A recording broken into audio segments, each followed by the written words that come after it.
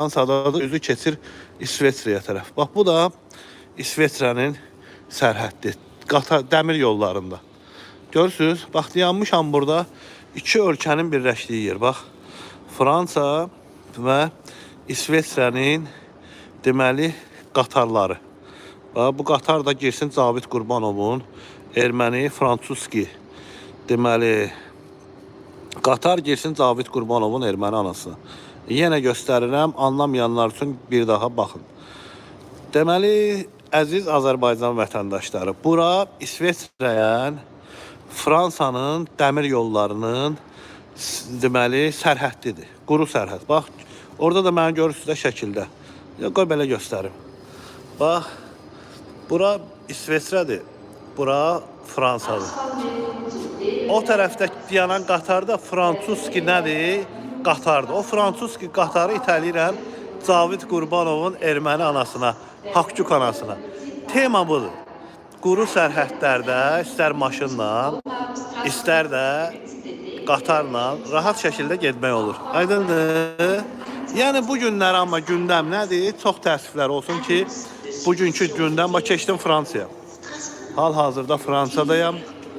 Görürsünüz, artıq Fransa tərəfindəyəm və maniyə yoxdur, yoxlama yoxdur. Bunlardan danışmırlar ha sizə. Sizə bilirsiniz nədən danışırlar? Ramiz Mehdiyevə villa bağışladılar.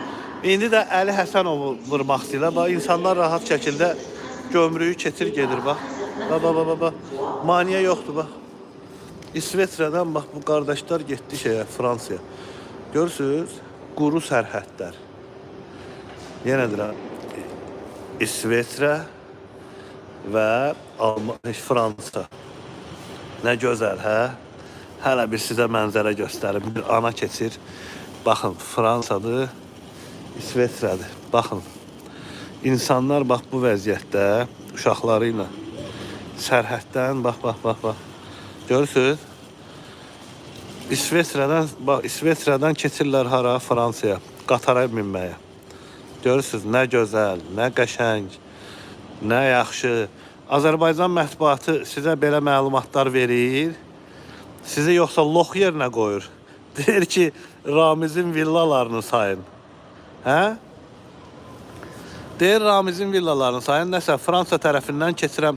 Bir daha yeni qoşulanlara göstərim. Bax, bəndəniz İsveçrədən, quru sərhəddən keçir Fransaya. Və o qarşıdakı Fransuski qatarı da itəlirəm Cavid Qurbanovun erməni Hakçuk anasına.